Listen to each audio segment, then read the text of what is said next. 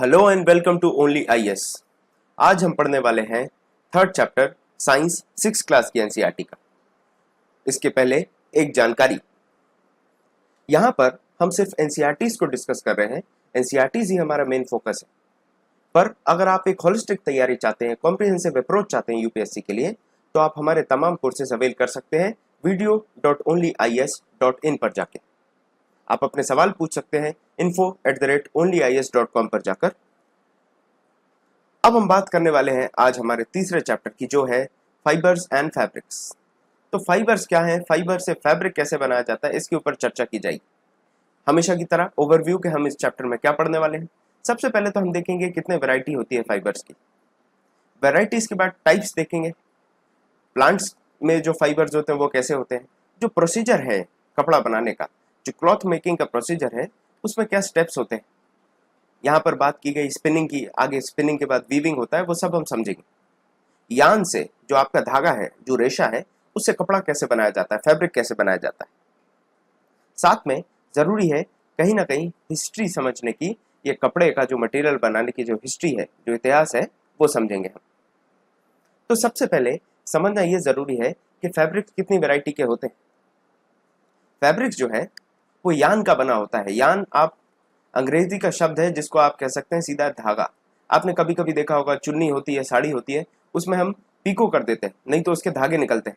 वो धागा जो है वो यान है, और उन्हीं धागों का बनता है आपका कपड़ा। उसी धागे को जब आप वीव कर देते हैं तो फैब्रिक बन जाता है। यहां से आप समझ गए होंगे यान का क्या मतलब। यान का एक और मैं आपको बुकिश तौर पे बता देता हूं। The thin strand of thread that we use, that is, यहां तक बात की गई यान की। thin strand of thread that we use is called yarn are made up still thinner strands। यहां पे आप देखते हैं कि जो फाइबर्स हैं, फाइबर्स आपके यान का बेस है।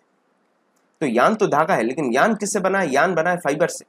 ये आपको क्लियरली समझ में आना चाहिए। पतले पतले रेशों का, जिसको हम हिंदी में रेशा बोलते हैं, उन रेशों को साथ में जोड़ के धागा बना दिया जाता है। आप भी घर पे जब कॉटन से हम कभी दिए की बाती बनाते हैं, तो भी हम कोशिश करते हैं कॉटन को लेकर उसको मरोड़ते हैं, और उससे आपको एक मजबूत सा एक बत्ती जैसी चीज मिलती है। विक कहते हैं जिसको इंग्लिश में, विक, वो मिलती है आपको। तो यहां से आपको समझने की जरूरत है कि फाइबर से ही यान बनता है, और यान से फिर बनता है फैब्रिक। ये स्टेप्स हैं। Fabrics are made up of yarn and yarns are further made up of fibres. तो यहां तक आपको मैंने कहानी समझा दी। यहां पर हम समराइज करें अगर स्लाइड को, तो फाइबर, फाइबर्स से आगे आपका यान बनेगा, जिसको हम कहते हैं हिंदी में धागा, और धागे से आपका आगे बनने वाला है फैब्रिक, जो आपका कपड़ा है। तो ये आपको क्लियर होना चाहिए कि किस तरीके से वैरायटी होती है फैब्रिक के अंदर। अब बात कर लेते हैं फाइबर्स के बारे में, कि फाइबर्स जो हैं वो कैसे कैसे हमें मुहैया होते हैं, कहाँ कहाँ से हमें मिलते हैं। तो सबसे पहले हमें समझने की जरूरत है, एक कैटेगरी है इसमें नेचुरल फाइबर्स की। नेचुरल मतलब वो जो हमें प्लांट से, एनिमल से मिलेंगे, उन फाइबर्स को हम नेचुरल फाइबर्स कहेंगे। इनमें एग्जाम्पल देखें तो कॉटन, जूट, सिल्क और वूल। ये आपको समझ में आ रहा होगा, जो आपके कॉटन और जूट हैं ये आपको प्लांट से मिलते हैं, और सिल्क और वूल आपको एनिमल से मिलता है। उसके आगे हम देखें किस तरीके से हमें वूल मिलता है, तो आप जानते हैं, चाहे भेड़ हो, शीप या फिर बकरी, इन दोनों की स्किन के जो हेयर्स होते हैं, जो बाल होता है इनके शरीर पे, जिसको हम फ्लीस कहते हैं, उसको आप अलग कर देते हैं, और उसके द्वारा आप वूल बनाते हैं, ऊन बनाते हैं, जो आपके ठंडों में स्वेटर बनाने के काम आता है। साथ में खरगोश, याक, याक आपने देखा होगा, कभी कभी पिक्चरों में दिखाया जाता है, पहाड़ी इलाकों में एक सांड जैसा होता है, वो याक होता है। याक है, ऊंट है, इन सब की ऊपर भी जो फ्लीस होते हैं, जो इनके बाल होते हैं इनके शरीर के, उनके भी आप तमाम तरीके की वुलन क्लोथ्स या फिर वुलन मटेरियल बना सकते हैं। इनसे आपको वूल मिल जाता है। सिल्क की बात करें तो हमने अपने हिस्ट्री के सेशन में सिल्क के बारे में बहुत बात की है, किस तरीके से मलबरी ट्री पर ये कुकून रहते हैं, इन जो सिल्क वर्म रहते हैं, उनका जो एक रेशा निकलता है, और उसी रेशे से आप सिल्क का फाइबर बनाते हैं। तो एनिमल फाइबर और प्लांट फाइबर नेचुरल फाइबर के अंदर आते हैं। एक और कैटेगरी या वैरायटी ऑफ फाइबर है, उसको हम कहते हैं सिंथेटिक फाइबर। सिंथेटिक फाइबर के साथ एक बात आपको याद रखनी है कि प्लांट या एनिमल से नहीं मिलता, इसका सोर्स जो है वो केमिकल है। कोई केमिकल सब्सटेंस से ये चीज आपको मिलने वाली है, ये आपको प्लांट या एनिमल से नहीं मिलने वाली। इसका एग्जाम्पल है पॉलिस्टर हो गया, नाइलॉन है, एक्रिलिक है, या फिर रेयॉन है। रेयॉन जो है, रेयॉन के बारे में आपको बता दूं, रेयॉन जो होता है वो बिल्कुल आर्टिफिशियल सिल्क जैसा लगता है। तो जनरली इसको आर्टिफिशियल सिल्क के नाम से काफ़ी पॉपुलर है आपका रेयॉन, आर्टिफिशियल सिल्क। तो ये हम याद रख सकते हैं, पॉलिस्टर, नाइलॉन, रेयॉन। अब हम पर्टिकुलरली बात करें कॉटन फाइबर्स के क्या स्टेप्स होते हैं, किस तरीके से आप कॉटन फाइबर जो प्लांट फाइबर हैं उससे आप कैसे कपड़ा बनाते हैं। तो मैं आपको फैब्रिक से लेके फाइबर से लेके यान और यान से लेके फैब्रिक तक की कहानी पहली स्लाइड में समझा चुका हूँ। यहाँ पर आप देखने वाले हैं जो फ्रूट्स हैं कॉटन के, वो कॉटन बॉल हैं। आप देखिए कॉटन बॉल किस तरीके से, ये कॉटन का इस तरीके से, यहाँ पर आपको कॉटन का एक गोल सा सफेद सी बॉल दिखेगी और वो ही आपका फ्रूट है पेड़ का, वही आउटपुट है और वो बिल्कुल एक नींबू की साइज का होता है, साइज ऑफ अ लेमन, उस साइज का आपको मिलेगा। इस साइज में आपको कॉटन मिलने वाली और उस कॉटन बॉल को आपको एक एक कर कर बाहर निकालना पड़ेगा। अब उस बाहर निकालने वाले प्रोसेस को, उसको अलग करने वाले प्रोसेस को आप कहते हैं जिनिंग। यहाँ ये बात आपको याद रखने की जरूरत है। जनरली ये हाथ से एक एक करके आपको तोड़ना पड़ेगा, लेकिन आप इस बात से समझ पा रहे होंगे अगर आप हाथ से तोड़ रहे हैं इतने बड़े खेत में एक एक हाथ से तोड़ा जाए तो कितना समय लगेगा, कितना लेबर लगेगा और कितना ज्यादा कमर तोड़ने वाला काम होने वाला है।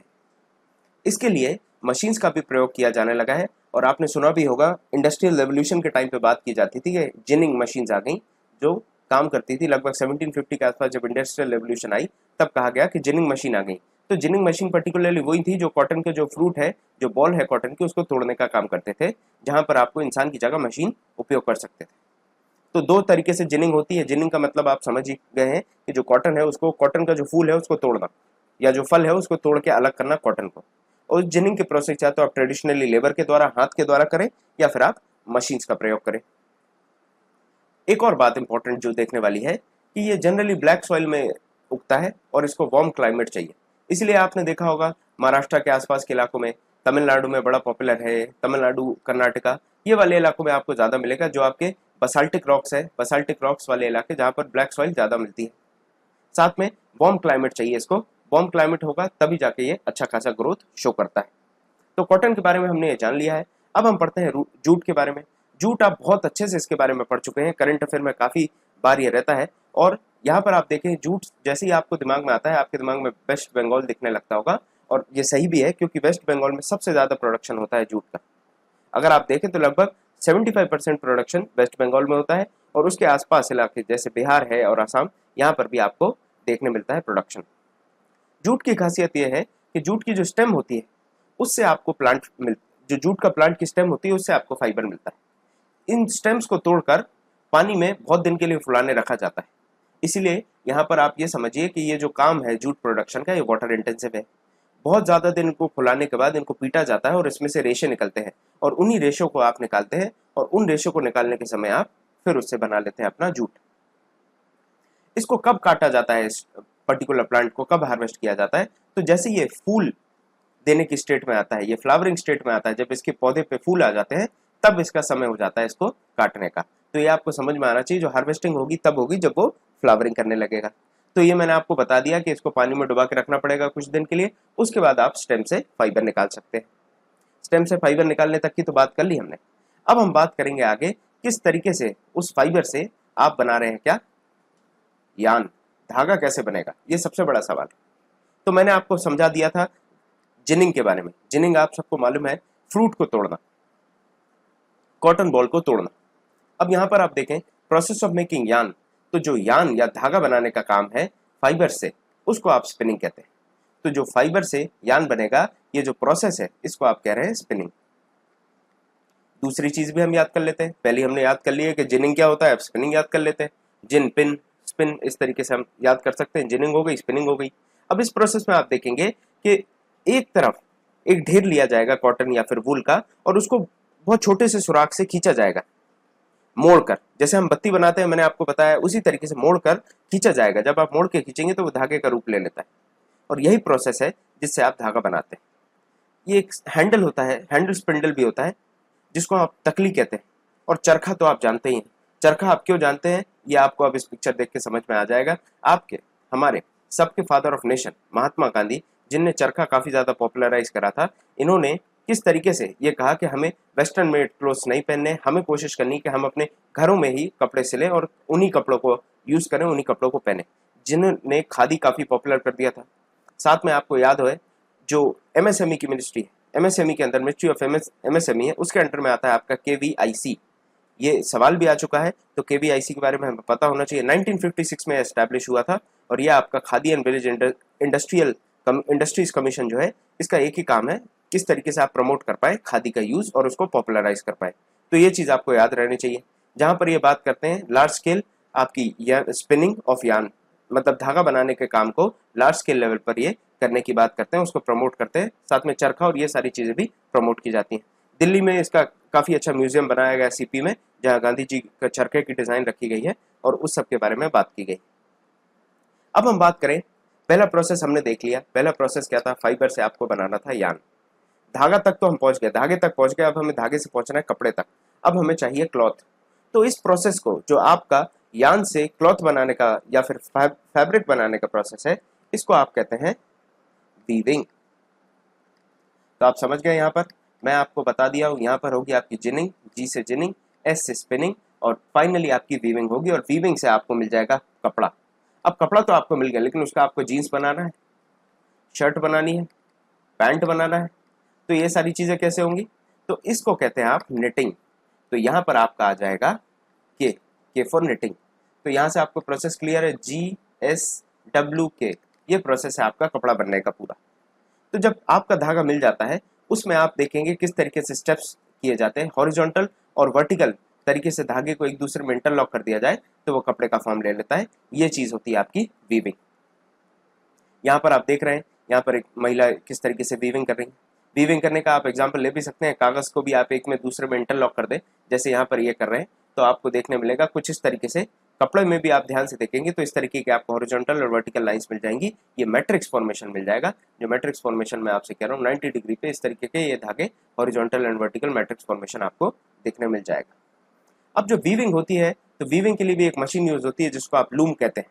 यहाँ से आपको याद आ जाना चाहिए कि इंडस्ट्रियल रेवोल्यूशन में भी एक चीज यहाँ पर बताई गई थी जिसका नाम था पावर लूम।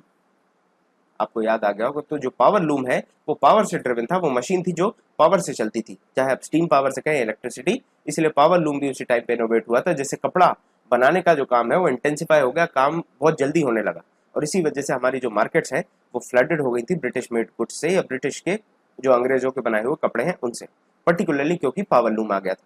अब हम बात करें निटिंग। तो निटिंग का बेसिकली, निटिंग या स्टिचिंग, दो चीजें आप अच्छे से जानते हैं। निटिंग और स्टिचिंग में क्या फर्क है मैं आपको बताता हूँ, बड़ा मजेदार फर्क है। जो स्टिचिंग होती है पर्टिकुलरली, वो तो आपका कपड़ा काट के हो जाती है, ठीक है। यहाँ पर निटिंग में क्या होगा, आपका एक धागा यूज करा जाएगा और इस एक धागे से आप पूरा एक ड्रेस बना देते हैं। जैसे आपने देखा होगा अक्सर दादी अम्मा अपने पोते पोतियों के लिए बढ़िया सी स्वेटर बनाते हैं। बच्चा आया भी नहीं होता, उसके पहले सपने देखने लगते हैं और उसके लिए स्वेटर बना देते हैं। लड़का होगा तो ये वाली पहनेगा, लड़की होगा तो ये वाली पहनेगा, इस तरीके की चीजें चलती है। तो एक आपने देखा होगा वो एक ऊन का पिंडा लिए रहती है और उसको बुनती जाती है और एक रेशे से, एक थ्रेड से वो पूरा का पूरा स्वेटर बना देती है। ऑन दी अदर हैंड आपने वीविंग में देखा, वीविंग में किस तरीके से अलग अलग थ्रेड्स को क्रिस क्रॉस करके बनाया जा रहा था। आजकल स्वेटर्स में भी ये काम होने लगा है, इसलिए स्वेटर में भी काफी फाइन क्वालिटी जनरेट होने लगी। तो निटिंग अगर हम बात करें, निटिंग में आप देखिए सिंगल यार्न यूज होता है, सिंगल यार्न यूज होगा और उसी से आप पूरा फैब्रिक तैयार कर देंगे। एक खासियत है, चाहे मोजे की बात करें, स्वेटर की बात करें, तमाम आइटम्स आपके निटिंग से, पर्टिकुलरली वुलन आइटम्स आपके निटिंग से बनते हैं।